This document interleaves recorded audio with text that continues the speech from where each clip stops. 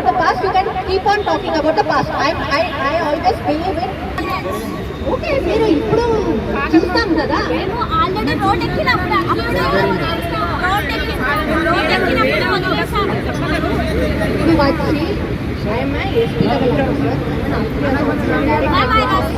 ఒక నిమిషం ఉండండి.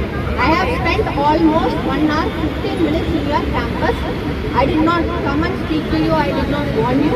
I told you what are the things. Went inside. మొత్తం చూసుకొని వచ్చినాను. Okay, I'm also women. I also studied in college. నేను కూడా హాస్టల్నే ఉన్నాను. ఓకేనా, అన్నీ చూసుకుని వచ్చిన తర్వాతనే I have told them, whoever your representatives are, I have told them what all things has to be done, and I have seen every nook and corner of your building. Then after that, if you have any doubts, it's your individual doubts. Okay. Already we are protesting, sir. Madam, this is a bad madam.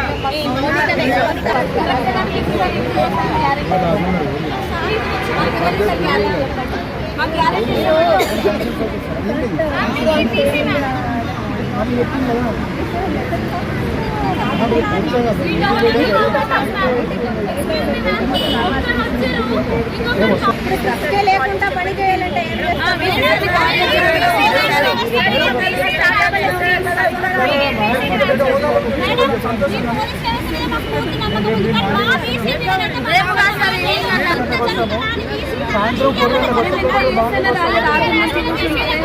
వస్తారని మాకు నమ్మకం ఏంటి? నేను VC sir నేను ఇద్దరం వస్తాం రేపు morning. ఫోర్కి వస్తాము, లేదంటే మార్నింగ్ ఫోర్కి వస్తాము.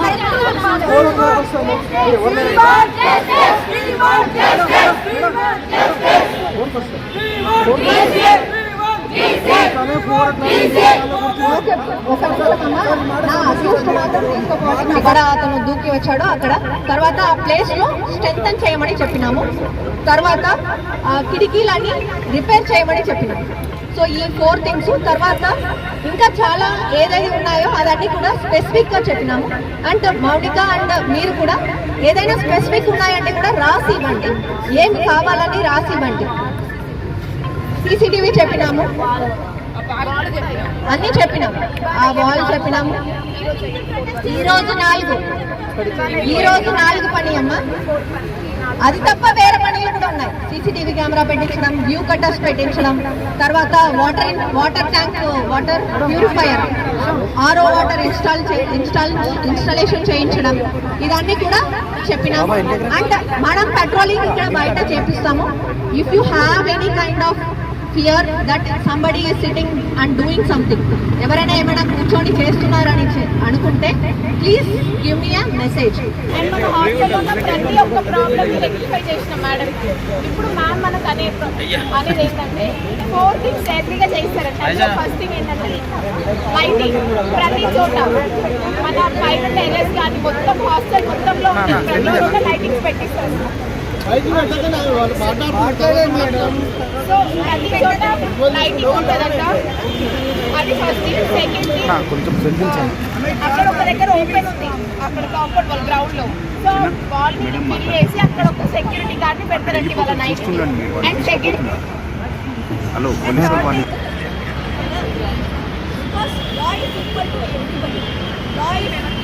nobody is above law. అర్థమైందా? అతన్ని తీసుకుపోయి వదిలేస్తున్నా, అతన్ని తీసుకుపోయి వదలట్లేదు, అతన్ని తీసుకుపోయి కేసు కట్టి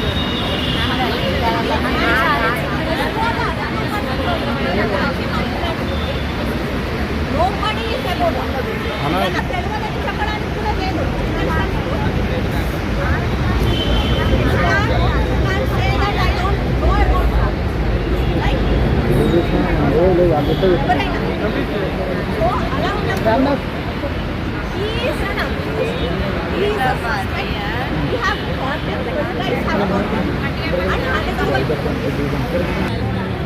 తీసుకుపోయి అతను ప్రాసెస్ చేసి రిమాండ్ చేయడానికి